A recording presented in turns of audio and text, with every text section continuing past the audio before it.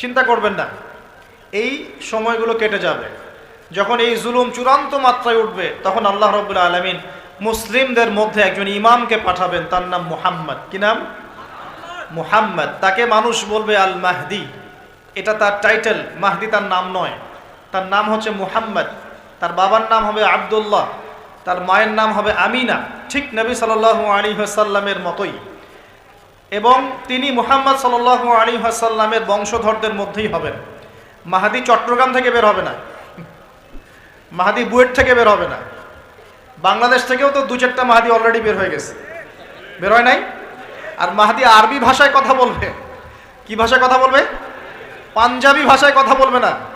আমাদের পাঞ্জাব থেকে একটা মাহাদি বের হয়েছিল ইংরেজদের সময়, ব্রিটিশ আমলে। সে বলেছে আমি মাহাদি, আমি ঈসা, নাউজুবিল্লাহ। পরে দাবি করেছে সেই নবী। আর বাংলার মাটিতে এদের দাওয়াত এখন খুব জোরে জোরে চলছে। নাম দিয়েছে আহমদিয়া মুসলিম জামাআহ, নাম শুনেছেন নাকি? তাদের এই নেতা দাবি করেছিল সে মাহদি, সেই ঈসা, নাউজুবিল্লাহ। তো মাহদি আরবি ভাষায় কথা বলবে ভাই, আর মাহদি হবেন আরব মায়ের সন্তান, পাঞ্জাবি মায়ের সন্তান না। পাঞ্জাবি ভাষায় কথা বলবে না, বাংলা ভাষায় কথা বলবে না। তিনি মদিনা থেকে আসবেন। কোত্থেকে? তিনি দায়িত্ব নিতে চাইবেন না, বরং পালিয়ে আসবেন মক্কায়। মানুষ তাকে জোর করে দায়িত্ব দিবে। আপনারা যারা হজ করেছেন, কাবা ঘরের এই যে তাওয়াফ তো করেছেন মাশাআল্লাহ, তাওয়াফ এবং এই যে আপনার মাকামে ইব্রাহিম, এর মাঝখানে ইমাম মাহাদিকে তারা পেয়ে যাবে এবং সেখানে তার হাতে বায়াত নেওয়া হবে এবং তিনি মুসলিমদেরকে ঐক্যবদ্ধ করে এই জুলুমের এগেনস্টে যুদ্ধ করবেন ইনশাআল্লাহ। বিশ্ব এখন অনেক কিছু দেখা বাকি আছে, হতাশ হবেন না। বিশ্বে এখন অনেক কিছু ঘটা বাকি আছে। মহামারী হয়েছে, জালজালা হবে, হ্যাঁ, আল্লাহ পাকের আযাব গজবগুলো আসবে, নৈতিকতার অবক্ষয় হবে, জুলুম বাড়বে, ঘরে ঘরে ফিতনা ছড়িয়ে পড়বে। এর মধ্যেও আসহাবুল কাহাফের মতো কিছু মানুষ ঈমানও ধরে রাখবে ইনশাআল্লাহ। আল্লাহ পাক যাদেরকে দিয়ে কাজ নিবেন, আল্লাহ পাক তাদেরকে তৈরি করবেন। নতুন প্রজন্ম আল্লাহ পাক নিয়ে আসবেন। কোরআনকে কেউ মিটিয়ে ফেলতে পারবে না, সুন্নতকে কেউ মিটিয়ে ফেলতে পারবে না। এটা পৃথিবীতে থাকবেই ইনশাআল্লাহ। প্রত্যেক দেশে দেশে, জেলায়, থানায়, প্রত্যেকটা জায়গায় আল্লাহ ভীরু কিছু মানুষ থাকবে ইনশাআল্লাহ। আল্লাহ পাক তাদের অন্তরের মধ্যে গায়েবী একটা মিল বন্ধন দিয়ে দিবে ইনশাআল্লাহ। এভাবে চলতে থাকবে সময়। যখন ইমামুল মাহদি আসবেন, তখন বিশ্ব যুদ্ধ বিগ্রহ চলতে থাকবে, অনেক ব্যাপক যুদ্ধ চলতে থাকবে। তখন ইমামুল মাহদি মুসলিমদেরকে নিয়ে এই যে জালেম শক্তির বিরুদ্ধে যুদ্ধ করে ওই জায়গা স্বাধীন করবে ইনশাআল্লাহ। কিন্তু তারপরেও দাজ্জালকে হত্যা করা যাবে না। দাজ্জাল খুবই শক্তিশালী হবে এবং তার অনুসারীরা হবে প্রচণ্ড শক্তিশালী। তখন আল্লাহ রাব্বুল আলামিন এই মিথ্যা মাসিহকে মেরে ফেলার জন্যে আল্লাহ পাক আসমান থেকে সত্য মাসিহ ঈসা আলাইহিস সালামকে আবার পাঠাবেন। বলেন সুবহানাল্লাহ। আল্লাহ রাব্বুল আলামিন সূরা মাঈদার মধ্যে বলেছেন, ওয়ামা কাতালুহু ওয়ামা সালাবুহু, তারা তাকে হত্যাও করে নাই, ক্রুশবিদ্ধও করে নাই। বাল রাফাআহু আল্লাহু ইলাইহি, বরং আল্লাহ পাক তাকে তার দিকে উঠিয়ে নিয়েছেন। সুবহানাল্লাহ। তিনি কোথায় আসবেন? তিনি সিরিয়াতে নামবেন। কোথায়? সিরিয়ায়। এই যে টার্কি এবং সিরিয়ার জায়গায় যেখানে ভূমিকম্প হলো, সবাই তুরস্ক নিয়ে অনেক বেশি ব্যস্ত, কিন্তু সিরিয়াতে কিন্তু অনেক ক্ষতি হয়েছে, এদিকে মানুষ দেখছে না। আর সিরিয়ার মানুষদের কি যে দুর্ভোগ, কি যে দুর্দশা, এটা দেখার জন্য শুধু আল্লাহই আছেন, আমরা কেউই নাই। এটা দেখার জন্য শুধু আল্লাহ আছেন, আর কেউ নাই পাশে। এই 12-14 বছরের যুদ্ধ বিগ্রহে যা হয়েছে সিরিয়ার অবস্থা, ওইটাকে খেলার মাঠ পেয়েছে পশ্চিমারা। এই মাঠের মধ্যে তুরস্কও ঢুকে গিয়েছিল, এটাও একটা শাস্তি হতে পারে। ন্যাটোর সাথে ঢুকে সেও এখানে হামলা চালিয়েছে, এটাও হতে পারে, আল্লাহ ভালো জানেন। সিরিয়ার মাজলুম শিশুদেরকে আকাশের নিচে রাত কাটাতে হয়, 3 দিনে একবার খাবার পায় তারা। একই অবস্থা ইয়েমেনেও আছে। ইয়েমেনে যে বলা হয় যে 5 থেকে 6 লক্ষ মানুষ মারা গেছে বিগত গৃহযুদ্ধে 2010 সাল থেকে। আর সেখানে যতজন মানুষ মারা গেছে তার মধ্যে 60% হচ্ছে বাচ্চা। তো এই বাচ্চাদের কি দোষ ছিল? তারা কি জানতো শিয়া কাকে বলে, সুন্নি কাকে বলে? তারা কি জানে দুনিয়া কি, আখেরাত কি? তারা কি জানে কোনটা হক কোনটা বাতিল?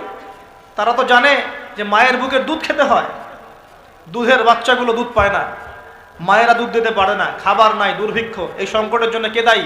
আল্লাহ না মানুষ? কে দায়ী? যাহারাল ফাসাদু ফিল বাররি ওয়াল বাহরি বিমা কাসাবাত আইদিন নাস। আল্লাহ পাক বলছেন জলে স্থলে যে বিপর্যয়গুলো ছড়িয়ে পড়েছে এগুলো মানুষের হাতের কামাই। কার হাতের কামাই? মানুষের হাতের কামাই। একই অবস্থা ইরাকেও ছিল, মনে আছে? সাদ্দাম হোসেনের কাছে পারমাণবিক অস্ত্র আছে বলে কত নাকি করা হলো, করে লক্ষ লক্ষ মানুষকে মেরে ফেলা হলো। পরে বলল আমরা সরি, আসলে সেখানে কোনো অস্ত্র ছিল না। We are sorry for that. তারা বলে দিল আমরা এর জন্য সরি। ব্যাস, লক্ষ লক্ষ মানুষের রক্ত ঋণ শোধ হয়ে গেল। আবু গারিব নামে একটা কারাগার ছিল, এখনো আছে। ওই কারাগারের মধ্যে মুসলিমদেরকে ঢুকিয়ে যে নির্মম নির্যাতন করা হতো আপনারা জানেন না। পাকিস্তানের একজন ডক্টর মহিলা, ওই যে উনি নিউরো মেডিসিন ডক্টর আফিয়া, উনাকে মনে হয় 10 থেকে 12 বছর ধরে ওখানে নির্যাতন করা হয়েছে। আপনার বোনকে যদি একবার কেউ খারাপ নজরে তাকায় আপনার কেমন মনে হয়? আপনার মায়ের দিকে যদি কেউ একবার খারাপ নজরে তাকায়, একটা খারাপ মন্তব্য করে, আপনার কি মনে হয়? আপনার স্ত্রীকে যদি কেউ একটু গায়ে টাচ করে চলে যায়, শ্লীলতাহানি করে, টিস করে, আপনার কি মনে হবে? এরকম লক্ষ লক্ষ বোনদেরকে আমাদেরকে এরকম ধর্ষণ করা হয়েছে দিনের পর দিন। গ্যাং রেপ বলে, গ্যাং রেপ মানে একসাথে 10 জন 12 জন মিলে আমাদের বোনদেরকে ধর্ষণ করেছে। মুসলিমরা তো বললাম না, মুসলিমরা পড়ে আছে ওঠেন বসেন নিয়ে, মজা ট্রল এগুলো নিয়ে। সারা বিশ্বে যা হচ্ছে মুসলিমদের সাথে, যদি আমরা সত্যি জানতাম শান্তিতে ঘুমাতেই পারতাম না, আমাদের ঘুম উড়ে যেত চোখ থেকে। বেশি বললেও সমস্যা, বেশি করলেও সমস্যা, কাকেই বলবো, কে বা বুঝবে? দেখা যায় এমন অনেক সময় হয়েছে, অনেক ভালো ভালো নেতা সমাজে এসেছে, আসার পরে জনগণকে বুঝিয়েছে, জনগণ বলেছে ঠিক আমরা তোমার সাথে আছি। যেই সেই নেতার উপর কোনো বিপদ এসেছে, জনগণ নাই, কাকে নিয়ে কি করবেন আপনি? কার সামনেই বা কি বলবো?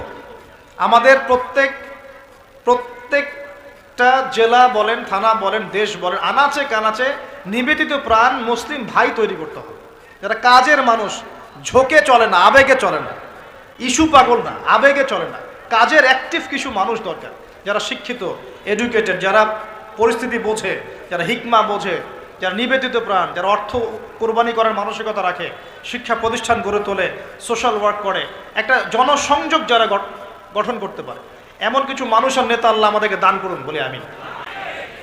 এভাবে একদিনের মাহফিল বলেন আর ওই ইস্যু পাগল কোন ইস্যু নিয়ে লাফালাফি করে উম্মার বিজয় হবে না। আমাদের সবাইকে যার যার জায়গা থেকে কনস্ট্রাকটিভ কাজ করতে হবে, সবাইকে এফোর্ট দিতে হবে। শুধু একজন দায়ীর দায়িত্ব না, একজন আলেমের দায়িত্ব না, আপনারও দায়িত্ব আছে।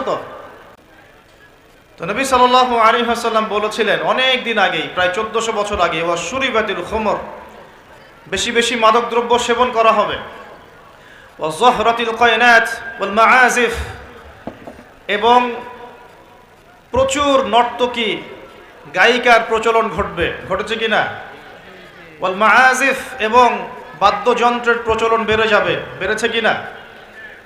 নবীজি অন্য হাদিসে বলেছেন লা ইয়াশরাবান্না নাস মিন হাযিহিল উম্মাল খামর ইউসাম্মুনাহা বিগাইরি ইসমিহা। এই উম্মতের এক অংশের মানুষ মাদকদ্রব্য সেবন করবে, কিন্তু তার নাম রাখবে ভিন্ন। মাদককে মাদক বলবে না, ভিন্ন নামে সম্বোধন করবে। নবীজি বলছেন ইউজাফু আলা রুউসিহিমুল মাআজিফ, মানুষের মাথার উপরে, মাথার কাছে বাদ্যযন্ত্র বাজতে থাকবে। এর ব্যাখ্যা আমরা বুঝতে পারতাম না, এখন বুঝতে পারি। মানুষের মাথার কাছে, কানের ভিতরে কেমন করে বাদ্যযন্ত্র বাজতে পারে? কিভাবে বাজতে পারে? ইয়ারফোন, ব্লুটুথ, সবার কানে কানে, সবাই গান শুনছে, নাউজুবিল্লাহ। বাদ্যযন্ত্র কানের ভিতরে না? নবীজি 1400 বছর আগে বলে গেছেন ইউজাফু আলা রুউসিহিম বিল মাআজিফ, মাথার উপরে, এখানে কানের কাছে, মাথার উপরে বাদ্যযন্ত্র বাজতে থাকবে। নবীজি বলছেন ওয়াযহরাতিল কায়নাত, এই যে গায়িকা নর্তকীদের সংখ্যা বাড়তে থাকবে। ওয়াল মাআজিফ, বাদ্যযন্ত্র বাড়তে থাকবে। ওয়াল মুগান্নিয়াত, এবং গান গায় যে মহিলা, এদের সংখ্যা বাড়তে থাকবে। বাড়ছে কিনা? বাড়ছে। নবীজি আরো বলেছেন ওয়ালাআনা আখির হাযিহিল উম্মাহ উলাহা, এই উম্মতের শেষের দিকের মানুষেরা প্রথম দিকের মানুষদেরকে গালিগালাজ করবে। করছে কিনা? শেষের দিকের মানুষেরা প্রথম দিকের মানুষদেরকে গালিগালাজ করবে, বলবে ইসলাম তো ওই যুগে চলতো, এই যুগে চলে না। ইসলাম তো ওই যে সেকেলে ধর্ম, মধ্যযুগীয় বর্বর, এই কথাগুলো শোনেন কি না? উম্মতের শেষের দিকের লোকেরা প্রথম দিকের মানুষদেরকে গালিগালাজ করবে। নবীজি আরো বলছেন যে ওয়াসাদা কবিলুহু ফাসিকুহুম, একটা কওমের সর্দার হবে ওই কওমের সবচেয়ে ফাসিক ব্যক্তি। নাউজুবিল্লাহ।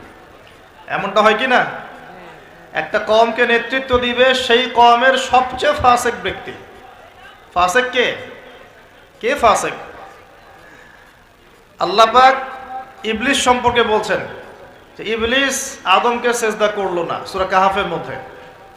ওয়াইজ কুলনা লিল মালাইকাতি ইসজুদু লিআদম ফাসাজাদু ইল্লা ইবলিস, আমি যখন ফেরেশতাদেরকে বললাম যে আদমকে সিজদা করো, সবাই সিজদা করলো, ইবলিস করলো না।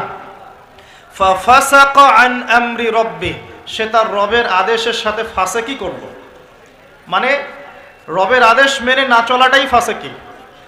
আর নবীজি বলছেন ওয়াসাদা কবিলুহুম ফাসিকুহুম, একটা কওমের নেতৃত্ব দিবে ফাসিক ব্যক্তি যে আল্লাহ পাকের হুকুম আহকামের পরোয়া করবে না।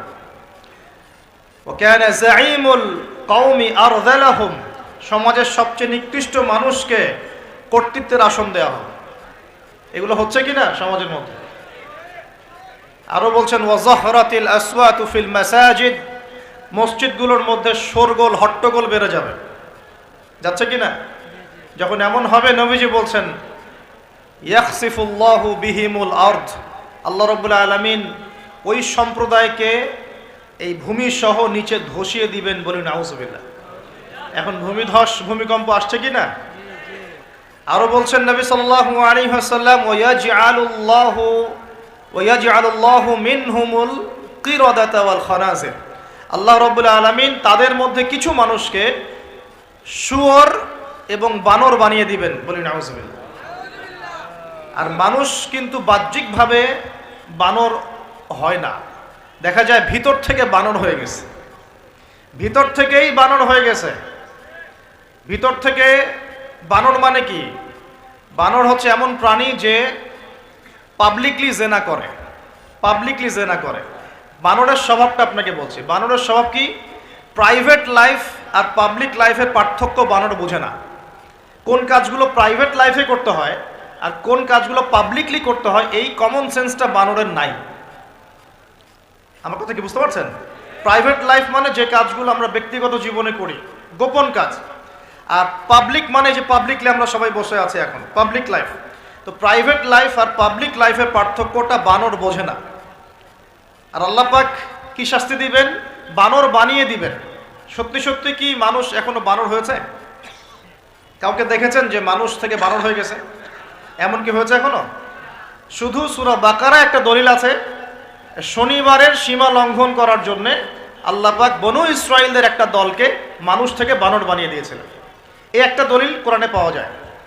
এই উম্মতের মধ্যে কখনো শুনেছেন উম্মতে মুহাম্মাদির কোনো ব্যক্তি মানুষ থেকে বানর হয়ে গেছে? এটা হতে পারে মানুষ ভিতর থেকে বানর হয়ে যাবে, অর্থাৎ পাবলিক লাইফ আর প্রাইভেট লাইফের পার্থক্য বুঝতে পারবে না। এমনটা হচ্ছে কিনা? মানুষ এখন পাবলিক লাইফ আর প্রাইভেট লাইফটা একাকার করে ফেলছে না? বিয়ে করেছে, স্ত্রীকে দেখবে সে, ভালোবাসবে সে, স্ত্রী সাজবে তার জন্যে, এগুলো সব প্রাইভেট ব্যাপার। এগুলোকে মানুষ পাবলিক করে ঘুরে বেড়াচ্ছে না? বুঝতে পারছেন না মনে হয়? বাসায় শুয়ে আছেন, স্ত্রীর সাথে গল্প করছেন, প্রাইভেট বিষয়। এটাকে ফেসবুকে ছবি তুলে যারা দিল, সে প্রাইভেট লাইফটাকে পাবলিক করে দিল না? মানুষ প্রাইভেট লাইফ আর পাবলিক লাইফের পার্থক্য বুঝতে পারছে না এখন। নবীজি আরো বলছেন ওয়ায়াজআলুল্লাহু মিনহুমুল কিরাদাতা ওয়াল খানাজির, এবং আল্লাহ পাক তাদের মধ্যে কিছু শুয়োরও বানিয়ে দিবেন। কি বানিয়ে দিবেন? শুয়োর কেমন? ওর সামনে ভালো কিছু দিবেন, ভালো কিছু, ফ্রেশ খাবার দেন, ভালো কিছু দেন, টাটকা খাবে না। বাসি পচা নোংরা আবর্জনা তার সামনে দিবেন, খুব মজা করে করে খাবে। এখান থেকে কি বুঝলাম? এক শ্রেণীর মানুষ বের হবে এই উম্মতে, যারা হালাল জিনিস ওদের কাছে ভালো লাগবে না, হারাম ভালো লাগবে। বুঝতে পারছেন না মনে হয়? হালাল খাবার দেন, ভাল লাগে না। হারাম মাদক খেতে হয়, গাঁজা খেতে হয়, ইয়াবা খেতে হয়, ফেন্সিডিল খেতে হয়, না হলে ঘুমিয়ে আসে না। গরুকে চড়াবেন তামাকের মাঠ, তামাক যেখানে চাষ হয়। আমরা ওই যে বান্দরবন ওই এলাকার দিকে প্রোগ্রাম করতে গিয়ে দেখেছিলাম, মানে বিঘার পর বিঘা জমিতে খালি তামাক চাষ হচ্ছে, তামাক। তো ওই জমিগুলোর মধ্যে গরু ছাগল চরে না, কারণ গরু ছাগলও জানে যে এগুলো খাওয়ার জিনিস না। বুঝতে পারছেন কথা? কিন্তু মানুষ গোগ্রাসে খাচ্ছে, ডলছে, খাচ্ছে, টানছে। শুয়োর কেমন প্রাণী? যার সামনে ভালো কিছু দিলে সে খাবে না, খারাপটা দিলে আপনি খাবেন। হালাল ভালো লাগছে না, হারাম ভালো লাগছে। আল্লাহ পর্দাকে হালাল করেছেন, পর্দা ভালো লাগে না, বেপর্দামি ভালো লাগে। আল্লাহ পাক, আল্লাহ রাব্বুল আলামিন ইসলাম নাজিল করেছেন, কোরআন সুন্নাহ ভালো লাগে না, মানব রচিত ধর্ম ভালো লাগে, মানব রচিত বিধান ভালো লাগে। আল্লাহ রাব্বুল আলামিন হালাল খাবার দিয়েছেন, ভালো লাগছে না, খাবারটাকে ম্যানুফ্যাকচার করে ভেজাল দিয়ে খাওয়াতে হবে। আল্লাহ পাক দিয়েছেন পবিত্র সম্পর্ক, পবিত্র সম্পর্ক ভালো লাগে না, অপবিত্র জেনা ভালো লাগে। আল্লাহ পাক দিয়েছেন পবিত্র বৈবাহিক সম্পর্ক, ভালো লাগে না, পরকীয়া ভালো লাগে, জেনা ভালো লাগে, পতিতাবৃত্তি করতে ভালো লাগে। এটা শুয়োরের স্বভাব। কার স্বভাব? এটাই হতে পারে সেই ব্যাখ্যা আল্লাহ পাক বলছেন, তার নবীর মাধ্যমে জানাচ্ছেন, আল্লাহ পাক এই উম্মতের কিছু মানুষকে বানর বানিয়ে দিবেন, আবার শুয়োর বানিয়ে দিবেন। ভিতর থেকে বানর আর শুয়োর হয়ে যাচ্ছে মানুষ। আর এখন এগুলোই শেখানো হয় যে আমাদের পূর্বপুরুষকে নাকি মানব থেকে তৈরি করা হয়েছে। এই আকীদায় যে বিশ্বাস করে সে স্পষ্ট কাফের। যে এরকম কোন আকীদায় বিশ্বাস করবে সে স্পষ্ট কাফের, এবং তাকে কেউ কাফের মনে না করলেও সে কাফের। এখানে বড় বড় অনেক ওলামায়ে কেরাম আছেন, আমি আসলে তাদের সামনে কথা বলতে লজ্জা বোধ করছি। আপনারা তাদের কাছ থেকে ফতোয়া জিজ্ঞাসা করেন। কেউ যদি বিশ্বাস করে যে আল্লাহ পাক মানুষকে নিজ হাতে আদম আলাইহিস সালামকে সৃষ্টি করেন নাই, বরং মানুষ বানর থেকে আস্তে আস্তে আস্তে আস্তে মানুষ হয়েছে, এই কথা যদি কেউ বিশ্বাস করে, তাহলে সে ঈমান থাকবে না কুফরি হবে? ঈমান থাকবে? কোশ্চিন কালেও না। একজনকে চার্জ করা হচ্ছে। অবশ্যই এখানে একটা বিষয় আছে, এটা হয়তো সবাই ধরতে পারছে না। এখানে কিন্তু ইস্যু কয়েকটা আছে। একটা হচ্ছে বিবর্তনবাদ, একটা হচ্ছে ইতিহাস বিকৃতি, একটা হচ্ছে সমকামিতা শিক্ষা প্রদান করা, একটা হচ্ছে ইসলামিক যে মুভমেন্ট সেটাকে সবার সামনে নেগেটিভলি উপস্থাপন করা। এরকম কিছু ইস্যু কিন্তু উঠেছে। আমরা কিন্তু ব্যস্ত হয়ে আছি এই বানর আর মানুষ নিয়ে, তাই না? এখানে বানর আর মানুষটা মূল জিনিস না। এই পুরো জিনিসটার মূল বিষয়টা হচ্ছে এমন কিছু প্রবর্তন করার চেষ্টা করা হচ্ছে যেগুলোর উপরে যদি আমাদের প্রজন্ম 10, 20, 30 বছর পড়াশোনা করে, তাহলে 20 বছর পর একটা প্রজন্ম আসবে যারা আল্লাহকেই চিনবে না। এইটা উদ্দেশ্য ছিল, এটা উদ্দেশ্য। আরেকটা বড় উদ্দেশ্য হচ্ছে ইতিহাসকে বিকৃত করা। খেয়াল করে দেখবেন, ফরায়েজি আন্দোলন, হাজী মোহাম্মদ শরীয়তুল্লাহ, তিতুমির, এই যে ইংরেজ বিরোধী বিপ্লবে যারা সর্বোচ্চ নেতৃত্ব দিয়েছিলেন, আলহামদুলিল্লাহ, তাদের নামগুলো আস্তে আস্তে আস্তে আস্তে কিন্তু মুছে ফেলার চেষ্টা করা হচ্ছে। এবং এই জায়গায় কিন্তু এমন কিছু শাসনকে হাইলাইট করা হচ্ছে, যেমন সেন শাসন, খেয়াল করেন নাই? তাদেরকে হাইলাইট করার চেষ্টা করা হচ্ছে, এটা খুব ভালো ছিল। একটা জায়গায় দেখলাম লিখেছে ওইটা নাকি গণতান্ত্রিক ছিল। তা আমরা প্রশ্ন করতে চাই, ওই সময় গণতন্ত্র ছিল? সেন আর পাল বংশের সময় গণতন্ত্র বলে কিছু ছিল? কি দিয়ে মানুষকে কি শেখাচ্ছে আল্লাহ ভালো জানে। তো শিক্ষা ব্যবস্থার বেহাল দশা। কি দশা? বেহাল দশা। আমাদের সন্তানদের ব্যাপারে যদি আমরা সতর্ক না হই, তাহলে ওই যে নবীজি বললেন ওয়াতুউল্লিমা লিগাইরিদ্দিন, ভূমিকম্প, আল্লাহর আযাব, গজব আসার অন্যতম কারণ হবে ধর্ম বিবর্জিত শিক্ষা চালু করা।